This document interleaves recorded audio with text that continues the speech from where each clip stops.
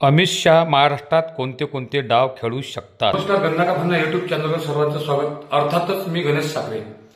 आपण गन्ना का फन्ना युट्यूब चॅनलला सबस्क्राईब नक्कीच करा, कारण तुमचं एक सबस्क्राईब माझा उत्साह वाढवतो आणि हे आपल्या मातीचं, आपल्या मराठी वऱ्हाडी भाषेचं चॅनल आहे. त्यामुळे हे वाढणं माझ्यासाठी जेवढं जरुरी आहे तेवढं आपल्या भाषेचं प्रसारण करण्यासाठी सुद्धा जरुरी आहे. आपल्याला व्हिडिओ आवडत असतील तर आपण नक्कीच लाईक, सबस्क्राईब, शेअर करण्यास विसरू नका. आजचा आपला व्हिडिओ आहे जे महायुतीला राक्षसी बहुमत मिळालं, त्यामध्ये त्यांनी विरोधी पक्ष नेता म्हणजे ज्याला 29 जागा पाहिजेत ते 29 जागा सुद्धा विरोधी पक्षाला मिळाल्या नाहीत. एवढं मोठं राक्षसी बहुमत मिळाल्यावर सुद्धा महाराष्ट्रात सरकार का बनत नाही, हे सर्व महाराष्ट्रात या गोष्टीची चर्चा आहे. पण बीजेपीचा चाणाक्ष अमित शहा हा प्रत्येक गोष्ट चाचपळून पाहत आहे. आता कोणत्या कोणत्या गोष्टी ते चाचपळून पाहतात यावरच आपलं आजचं विश्लेषण आहे. आपण पहिल्यांदा हे पाहू की त्यांच्या सीट्स आहेत 132. त्यांना बहुमत सिद्ध करण्यासाठी 145 हवे आहेत आणि 10 अपक्ष म्हणजे 132 आणि 10 142 होतात आणि त्यांना बहुमतासाठी आमदार भाजप फक्त 3. तर अमित शहा पहिला एक पर्याय त्यांच्या डोक्यात असेल की महाराष्ट्रात पहिल्यांदा राष्ट्रपती राजवट लावून द्यायची आणि 6 महिन्यात कुठल्या तरी पक्षातल्या 5 आमदाराला राजीनामा द्यायला लावायचा आणि त्यामधून 3 ते 4 आल्यानंतर 5 येऊन ते स्वतःच्या पक्षाकडून निवडून आणायचे.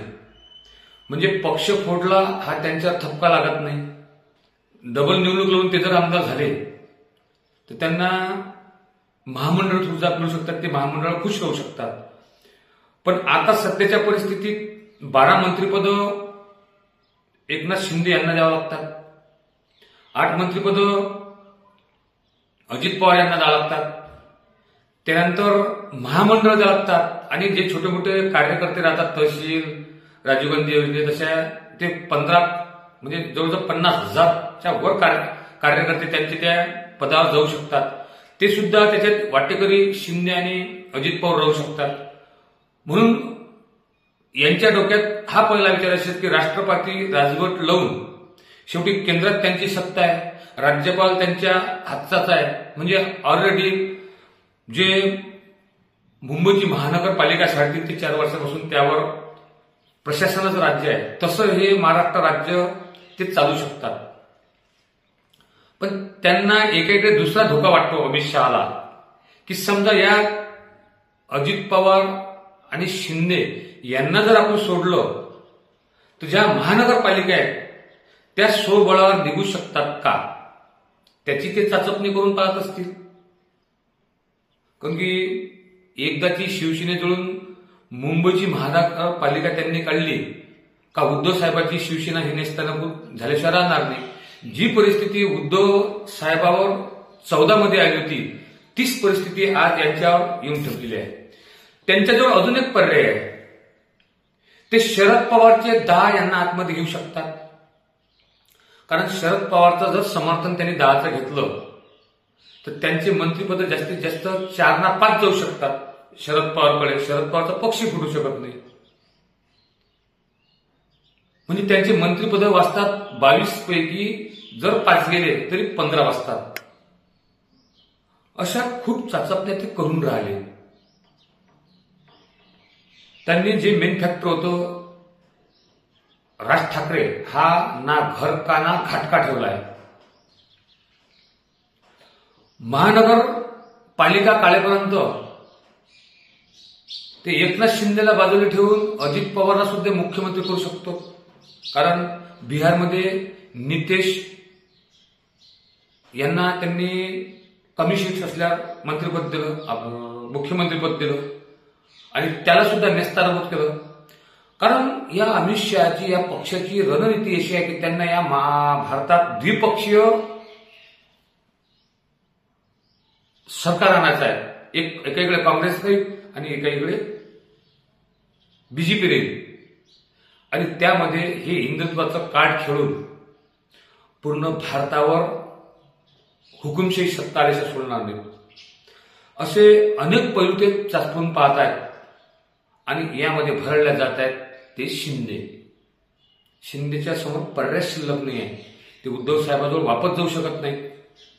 एक वेळचा अजित पवार हा राष्ट्रवादी शरदचंद्र पवारजवळ जाऊ शकतो.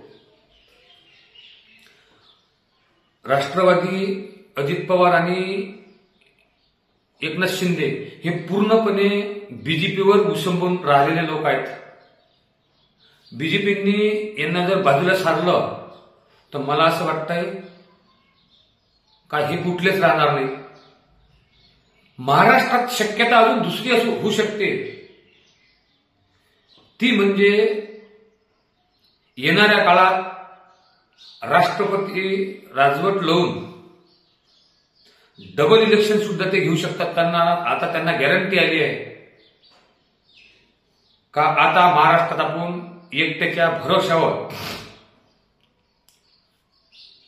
या राज्यात सत्ता स्थापन करू शकतो. कारण लाडक्या बहिणीचा फार प्रभाव पडलेला आहे.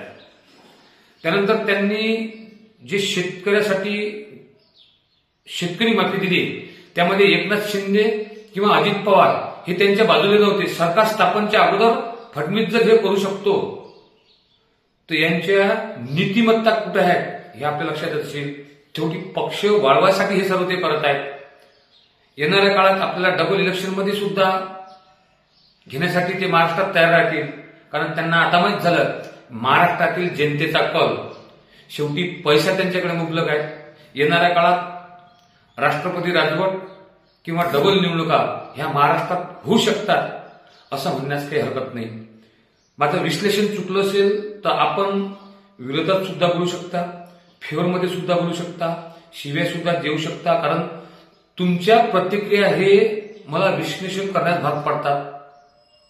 जे शिव्या देतात त्यांना सुद्धा मी धन्यवाद देईन, जे चांगले कमेंट देतात त्यांना सुद्धा धन्यवाद देईन.